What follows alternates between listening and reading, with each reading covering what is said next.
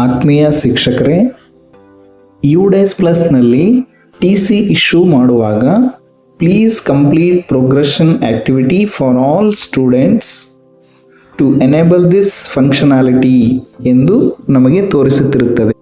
ಈ ರೀತಿ ಮೆಸೇಜ್ ನಮಗೆ ತೋರಿಸಿದಾಗ ನಾವು ಯಾವುದೇ ವಿದ್ಯಾರ್ಥಿಯ TC ಇಶ್ಯೂ ಮಾಡಲು ಸಾಧ್ಯವಾಗುವುದಿಲ್ಲ.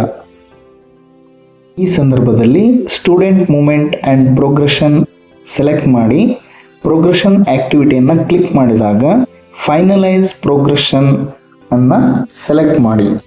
ಆಗ ನಮಗೆ ಈ ರೀತಿಯ ಇಂಟರ್ಫೇಸ್ ಓಪನ್ ಆಗುತ್ತದೆ. ಇಲ್ಲಿ ಡಿಕ್ಲರೇಷನ್ ಆಪ್ಷನ್ ಮೇಲೆ ಕ್ಲಿಕ್ ಮಾಡಿ ಸಬ್ಮಿಟ್ ಕೊಟ್ಟಾಗ ಕೆಳಭಾಗದಲ್ಲಿ ಸೆಕ್ಷನ್ಸ್ ಪೆಂಡಿಂಗ್ ಫಾರ್ ಫೈನಲೈಸೇಷನ್ ಎಂದು ತೋರಿಸುತ್ತದೆ.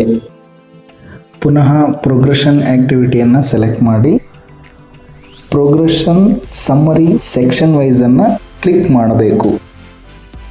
ಯಾವ ತರಗತಿಗಳಲ್ಲಿ ಪ್ರೋಗ್ರೆಷನ್ ಪೆಂಡಿಂಗ್ ಇದೆ ಎನ್ನುವುದನ್ನು ತೋರಿಸುತ್ತದೆ. ಆಗ ಆ ತರಗತಿಯ ಮುಂದೆ ವ್ಯೂ ಆ್ಯಂಡ್ ಅಪ್ಡೇಟ್ ಎನ್ನುವ ಆಪ್ಷನನ್ನು ಕ್ಲಿಕ್ ಮಾಡಿ 1ನೇ ತರಗತಿಯ B ವಿಭಾಗವನ್ನು ಸೆಲೆಕ್ಟ್ ಮಾಡಿದಾಗ ಸಾರಿ ನೋ ರೆಕಾರ್ಡ್ ಫೌಂಡ್ ಎಂದು ತೋರಿಸುತ್ತದೆ. ಕೆಳಗಡೆ ಫೈನಲೈಸ್ ಅನ್ನು ಕ್ಲಿಕ್ ಮಾಡಬೇಕು. ಆಗ are you sure you want to freeze the section with statics below ಎನ್ನುವ ಮಾಹಿತಿಯನ್ನು ತೋರಿಸುತ್ತದೆ. ಇವುಗಳನ್ನು ನೋಡಿ ಕನ್ಫರ್ಮ್ ಎಂದು ಕ್ಲಿಕ್ ಮಾಡಬೇಕು.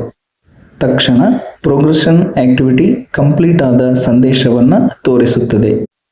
ಇದೇ ರೀತಿ ಇನ್ನೊಂದು ತರಗತಿಯ ವಿಭಾಗವನ್ನು ಸೆಲೆಕ್ಟ್ ಮಾಡಿ ಪ್ರೋಗ್ರೆಷನ್ ಆಕ್ಟಿವಿಟಿಯನ್ನು ಫೈನಲೈಸ್ ಮಾಡಬೇಕು.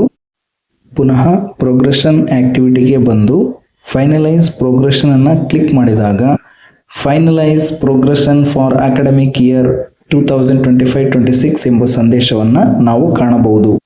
ಆಗ ಮಾತ್ರ ಪ್ರಸ್ತುತ ಶೈಕ್ಷಣಿಕ ವರ್ಷದಲ್ಲಿ ವಿದ್ಯಾರ್ಥಿಗಳಿಗೆ ಯುಡೇಸ್ ಪ್ಲಸ್ನಲ್ಲಿ TC ವಿತರಿಸಬಹುದು ಹಾಗೂ ನೇಮ್ ಕರೆಕ್ಷನ್ ಕೂಡ ಮಾಡಬಹುದಾಗಿದೆ.